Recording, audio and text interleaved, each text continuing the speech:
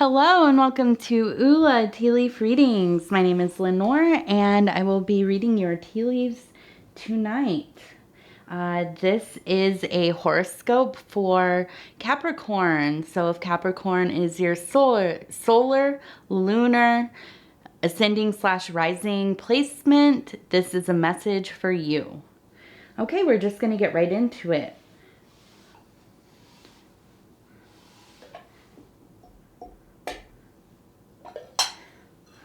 Okay.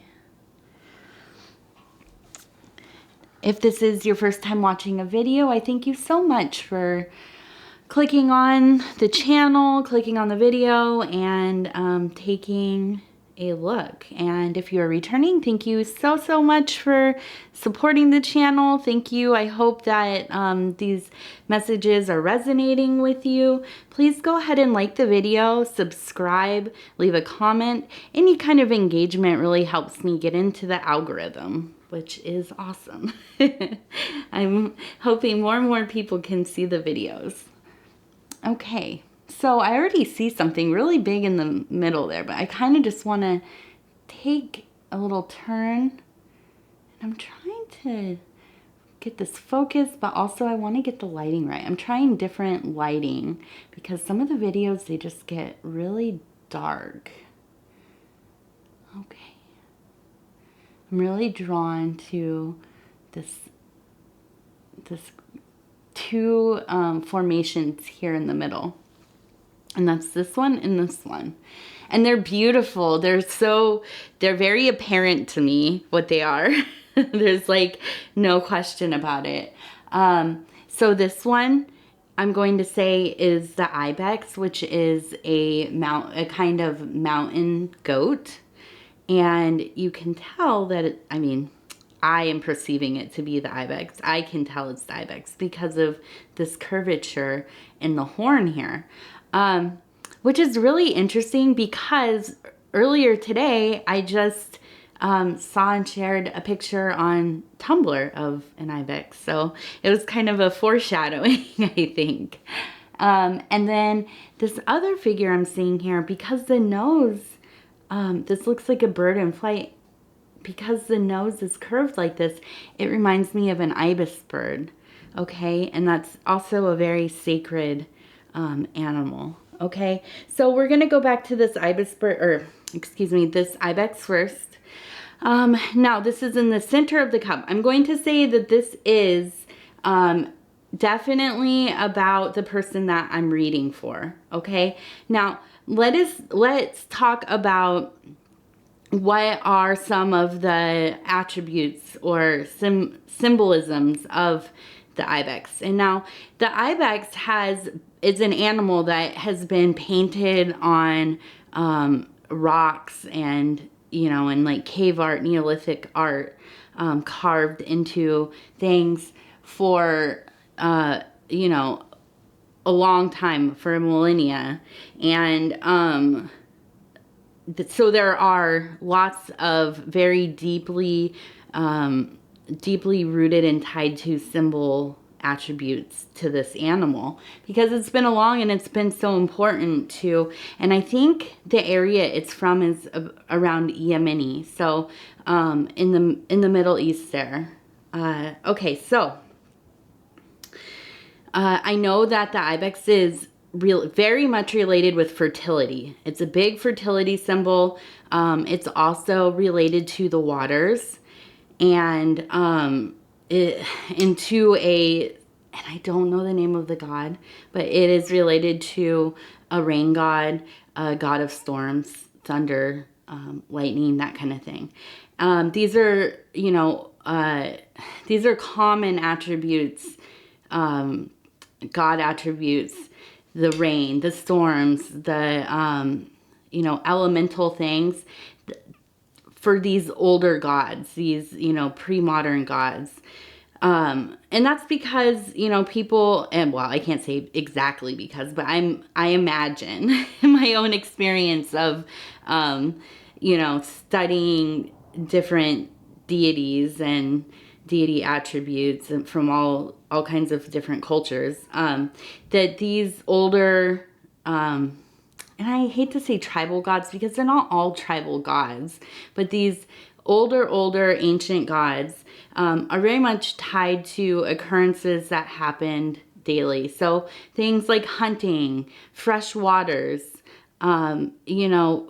changes of seasons, when we became agricultural communities, they were very tied into the seasons of growing and harvesting and, incubation and that kind of thing, okay? So this is an animal that lives high in the mountains, very, very high up there. It can sustain itself on a little bit of water. So, I don't know exactly why it is tied to the rain, but it is, I suppose that when, they would maybe come down the mountain, or herders or people were traveling through mountains, and when they would see animals like this, it maybe was, they had some idea that there would be rain coming. Okay, so now for our purposes, I would think that this kind of talk of rain and water and fertility, this means that there's really a period of just, of strong life happening, okay? There's just an abundance of what? Creativity, love, maybe even actually creating another human, actual fertility. It could be, spiritual. We're going to have to look a little bit more into this bull. But I think that this is really a beautiful, it's such the goats I love seeing in my readings because they're just such a symbol of fortification, strength, leadership, and just the ability to transcend and to survive difficult situations, okay? And so when I see them, I know that, especially when it's in this position of the person in the middle of the cup here, for the person that I'm reading for, I know that this is like a fortified person. This is a person that really has depth. They really have their, they've worked on themselves. They've worked on their lives. And they've probably been through some amount of suffering, okay? And have survived that and have flourished probably as well, okay? And now let's see. Let's go to this ibis bird. Another bird I love seeing. Sometimes it's very much, it's very evident to me that the ibis bird has, it's a direct correlation to the Egyptian god Thoth. This one is interesting though, because I've never gotten an ibis bird in my cup before that looks like that. It's like it's in flight. I'm pretty sure I know that ibis birds fly, but I can't recall ever seeing a picture of that. Okay, and I've only ever seen one real ibis bird in my whole life. So, yeah, and they're actually smaller than I imagined. Or maybe just the species of ibis, ibis. Mixing ibex and ibis. Two very similar words, right? They're a little bit smaller than I imagined. Interestingly enough, but they're very graceful, and this is one of the big attributes to the ibis, is that it's just such a graceful bird. The other thing that's interesting about ibis birds is that they are not very fearful of things, okay? They will go out in the storms. They like to they'll continue along with their business, even if it's getting very rough weather out there. So they're not only a very graceful and beautiful bird, they are definitely somewhat fearless. They also are a symbol of the soul itself, the human soul. And because of those, in that correlation with those, they're often related to the afterlife and this passage of the soul from the physical form, from the lower realms of, like Malkuth, to passing over into the afterlife. And this whole beginning of the ordeal of going into the next cycle beyond life, right?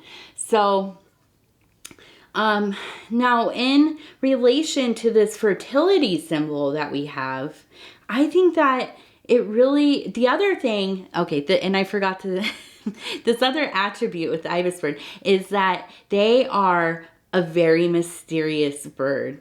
They just, it's one of their big attributes is mystery, of the unknown. And that has to do with that death cycle as well. Because listen, that's the biggest unknown that all of us have. Even if we've had near-death experiences, we don't really know what actually happens when we go all the way into death, right?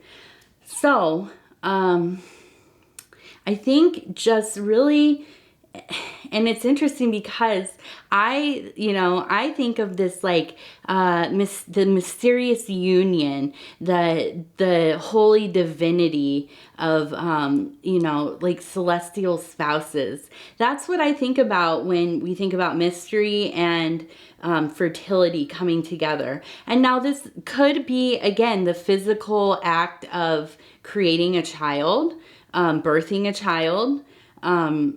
It could also be, it could be related to rites of passage. This is, and a rite of passage could be something like going through puberty or, graduating school, one of your high school, college, becoming an adult, becoming a parent. So that's also a big mystery because, no matter what people tell us about life and what things are like, we never know until we are in the process ourselves, right? And everybody's life is different. Our lives are composite experiences. So, you can get some basic ideas of what life is going to be like, what something may feel like, or how other people have experienced it, but it's often different. It's so different when you're doing it. And for me, and I love to just add in my own my own 2 cents about it. For me, it was having a child. Okay, that was my biggest thing. I thought it was going to be one way. I had a completely different experience than anybody ever tried to prepare me for it, okay? And that actually ended up being a wonderful thing. And I'm so, I'm so happy for that. But so I think that what we're looking at here is that there's going to be a union, something that's almost divine, because these are 2 very sacred symbols, and they're together. They're coming together here. So, like I said, that could be, you are coming together with somebody. You have, maybe this is your mate. Maybe, maybe you're beginning to date somebody. Maybe, I don't know, maybe these are just feelings that you have. You want to start a family. But that doesn't necessarily mean that this is the only thing this can be, okay? This could also be about, in the psychic realm, unification of opposites, or integration of archetypes that otherwise seem like they're in conflict with one another. This could be the process of learning something new, mastering something, okay? And really coming to a place where you can put your knowledge to use, and you're creating, and you're going through the process of refining that knowledge into actual wisdom, the transmutation from wisdom to, or from, excuse me, from knowledge to wisdom. Okay, and that can only happen through experience, really. And so let's keep looking here. I want to see if we have any indications of what exactly this is. Okay, I like to turn these symbols because sometimes they look very different from different angles. And it gives me more detail about what they are.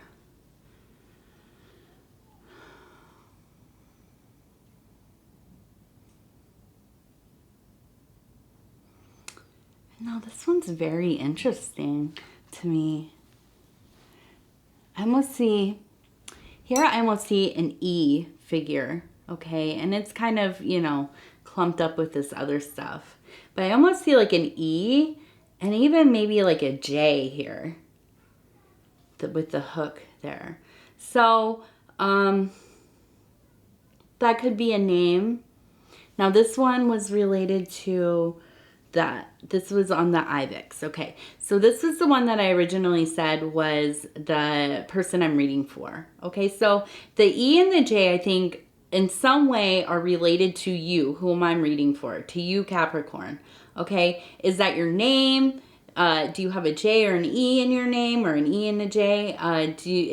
Has to do with your career path, a passion, something that, you know, you really have immersed yourself in recently, something close in your identity right now, in your psyche, something that's very active. Okay, so E and J.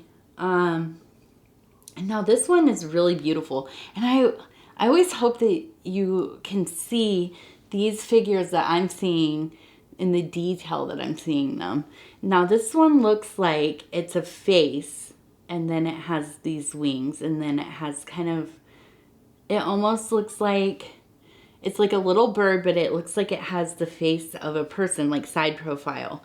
So interesting, because I just recently, a few days ago, had a siren in my cup, and it looked different than this, but this reminds me so much of that. And you know, I think more in pop culture, we think of a siren as like a mermaid, like half human, half fish or whatever. But traditionally, they are a bird with a woman's head, a feminine head, and or upper torso even. And we all know, right, that the siren is the being that will call out into the night, will sing beautiful songs, and lead sailors to their death. They'll sail right into rocks or shallow waters or whatever, and their boat will be destroyed. And ultimately they die, okay? And it's kind of this like whole thing about,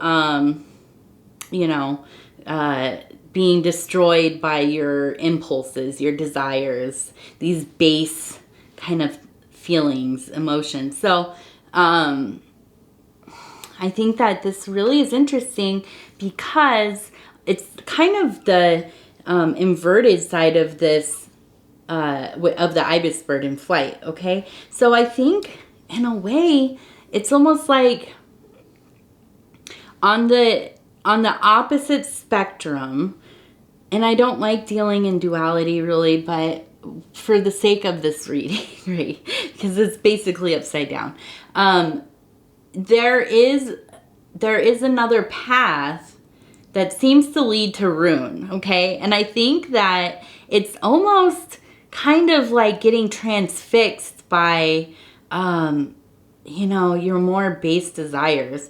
Maybe there's somebody who's taking your attention.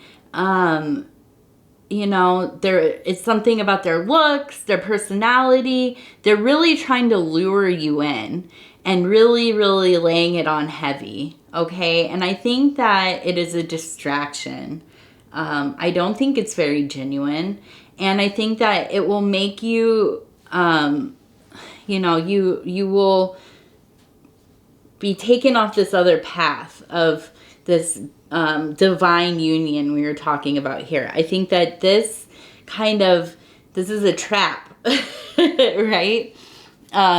This siren is a trap and will take you right off the journey that, you're headed toward.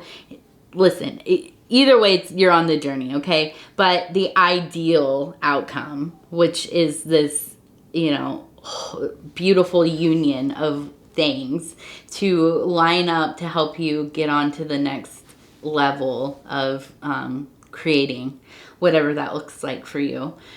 So, interesting. Let's see if we can look and see. I know I'm taking a lot of time just talking. It's getting a little dry. Okay, that one's interesting. It looks like, this one looks like some kind of animal head, maybe a bear or like a rabbit possibly. Maybe more like a bear because it looks like it has a snout. But it looks like it's in a dancing posture. This looks like celebratory.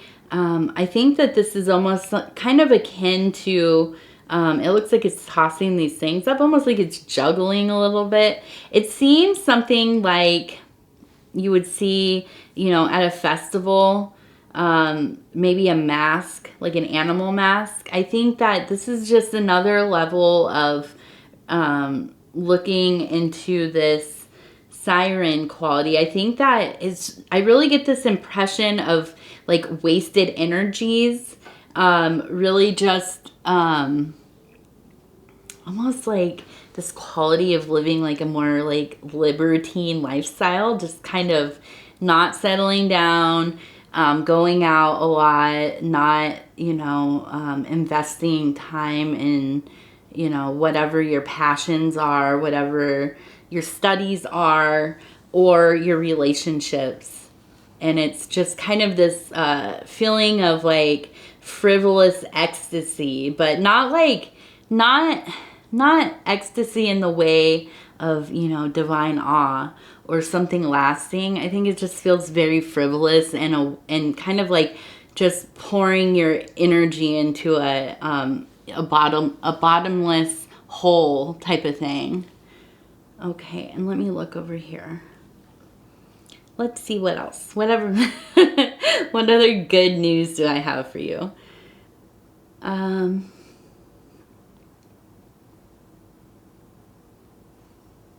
Yeah, I think, well, especially right here, I see a little owl. And to me, that means somebody's watching you. They're watching your moves. They're seeing what you're doing. And now as we've turned this way, we're back where the ibex and the ibis are. That's really hard to say, both of those together, and keep it straight in my mind. But so this little owl is sitting up here kind of just looking over the situation. And I think that, this is interesting too, hopefully this one gets picked up. There's like a little snail right here. This little piece. So I think that really it's just this clear message to me of really needing to slow down, just really figure out what your priorities are. You're going to have to, take your time with things.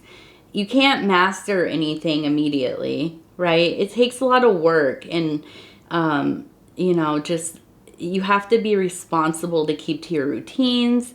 You have to, invest your energies, your time, and take care of yourself so that you can, uphold this work that you're doing. If it's, spiritual work, if it's relationship work, whatever. Any kind of on-taking you have going on, it's not always easy to find a balance to do all these things, but you have to figure it out if you want all of this to work in a harmonious way. Okay. And I think that really it's easy.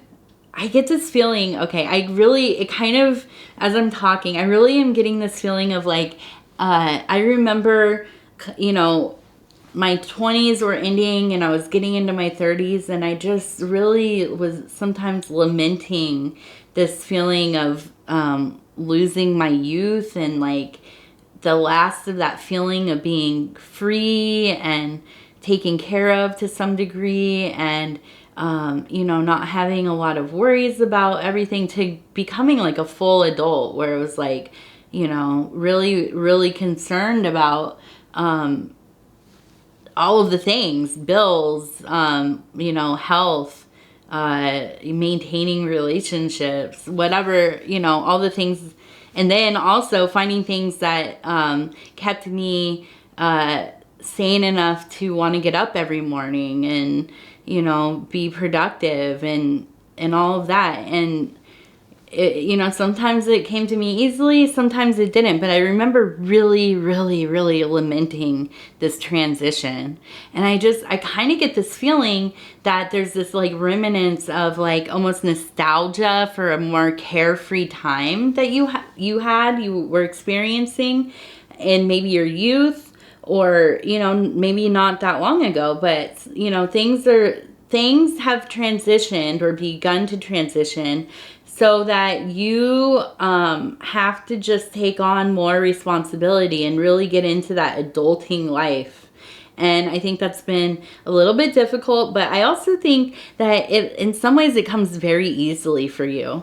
But, you know, in taking on those responsibilities, and especially if you're the first of your friends to really kind of get into that lifestyle, like a more stable lifestyle, it can feel very lonely, okay? And now I'm looking right here and I'm seeing this A. It's a twisted A a little bit, but an A nonetheless. And I think that definitely there's an A name. And I think that this is somebody that is this is an important person to your self-development. I think that it may be romantic, maybe it's not. Maybe it's like a mentor, or,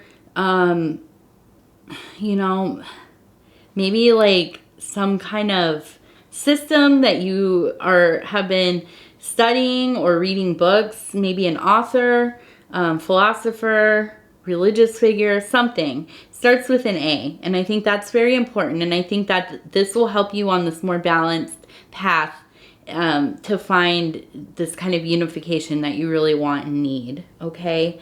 And it's interesting, I see this, and this maybe really resonates with me right now, because it looks like a little person on a ski, and maybe some things back here.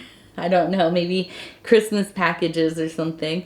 But it looks like it's skiing this way, right? And whenever I see a skiing figure, it's really this idea that things will come easily. Once you get things set up in place and you kind of just really decide to marry yourself to the path and to the work you're doing, it's going to be much easier for you. It's going to come easily. And I see this exclamation mark here, and this is really touching from the lower to the rim here, which the rim for me, when in my readings, this is going to be the spiritual, metaphysical, you know, the higher thinking, the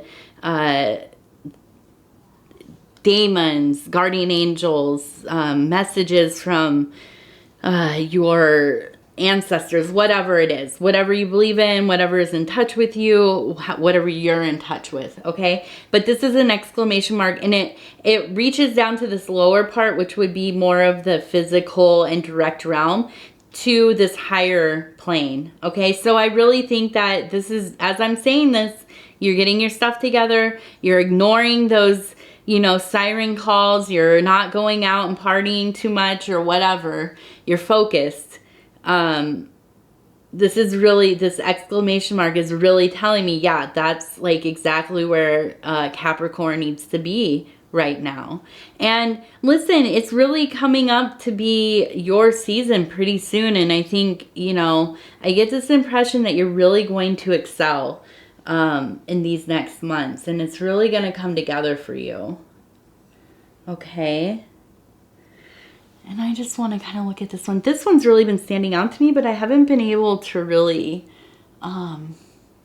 suss out what that is for us. And maybe that is just not going to be, it's not going to tell me what it is. It doesn't, it's not going to give itself up to me. It looks like a little tree right there. That's what, there we go. I wasn't looking at it from this angle, and let me see if I can get the light in there a little better.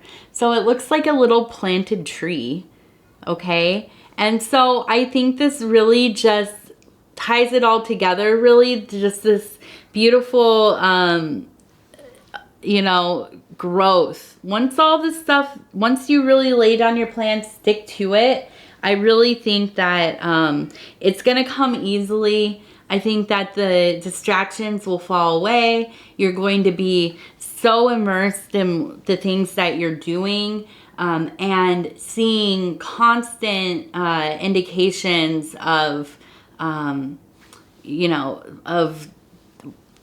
things being produced from it. You know, it's not going to be hard for you. You're not going to go through long periods of, I wonder if I'm doing this right. Is this worth doing? Is anything really coming of this? It's going to be very apparent to you. I really think that you won't be wondering very much if it was worth it. Okay. So, interesting. I'm seeing that it almost looks like you have maybe two people that are really kind of, you know, in touch with you. I feel like you're spending a lot of time entertaining two people in your life. Okay, and I think that this ties into that whole frivolous distraction thing. It looks like you're spending a lot of time trying to upkeep these relationships, and they just are so small compared to everything else. And I think that they really take a time, not so much emotional, although I think that they do feed into your ego to some degree. I think more than not, it just is a time suck for you. And you just you get lost in these things and these conversations or, you know, hangouts or whatever is going on. And your whole half of your day, your best hours are gone, spent. So I really think that, you know, that is definitely at the core of your issue right here. But I also see that there's this nice rectangle, and I really think that that really symbolizes to me the idea that there's going to be a very firm foundation laid down. Okay, and I think that this other stuff doesn't really matter. I think that what really matters is getting your ducks in a row, just figuring out how you are going to be able to manage your projects, your relationship, whatever it is, your spiritual work. How are you going to prioritize that in these next months? And I think that, you know, in the next 5 months, you're really, really going to get somewhere. I think that's, you know, whatever it is you're working on is really going to start producing. And if that's a relationship, that could be pregnancy, that could be marriage, or, you know, at least some kind of engagement. Spiritually, I think that you'll, you know, I can't say I don't know what you're working on spiritually, but I think there will be a firmer understanding and self-awareness, at least in the next 5 months, you know. And the nature of self-work like that is a lot of ebb and flow. So, you know, don't get too comfortable with your understandings or anything, but keep the work up. And then with your any kind of you know, material or creative projects, work projects, that kind of thing, the next 5 months are really going to all come together. It will, I think, in that 5-month zone, that's really when it's going to pay off for you. Okay? And I mean, you know, this is a great reading, in my opinion. I think it's very hopeful. I think it just really shows that you have a lot going on, Capricorn, that you're just really a person that has a lot of ability. And, you know, I think that you're doing something that most of us do, is just having a little bit of a difficult time letting go of these nostalgic feelings. And, you know, something to remind yourself, as I try to sometimes. You know, I'm mostly a stay-at-home parent and wife, and sometimes I, you know, yeah, I think about, like, I used to go out to a lot of shows, and I used to do this, and I used to do that, and whatever. But, you know, it's easy to get stuck in this thinking, letting go of some of that stuff. But the reality is, you can do all the things that you want to do. You just have to temper yourself, and you have to, you know, manage your time better. And not only that, you know, the way that we remember things isn't always how things were. And for me, I have a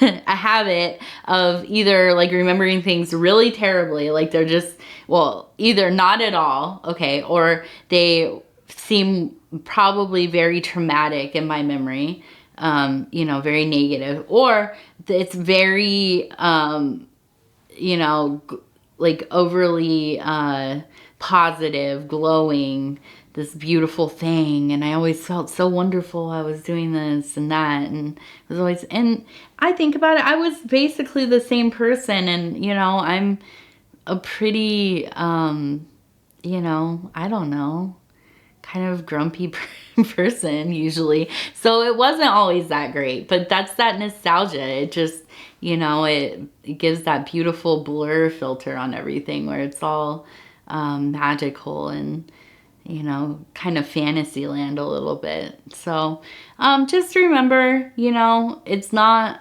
all gone. If you need those little moments to let loose and whatever, that's fine. You can, you know, always do that, but just make sure that you're tempering yourself while that's going on, you know, and don't give up this work that you're doing, because it really looks like you're on a great path to get some good things done. Okay. And this is running really long, so I am going to say goodnight, and thank you so much for watching my video. Please like, subscribe, leave a message. Let me know how these videos are being received by you. Are you seeing different symbols? What are you thinking about? How are you doing? I want to hear it all, okay? You can find me on Facebook, Ula Tea Leaf Readings. Yeah, so again, thank you. I'm so honored to spend this time with you, and honored to be able to bring these messages. Okay, this is Lenore from Ula Tea Leaf Readings. Have a wonderful night.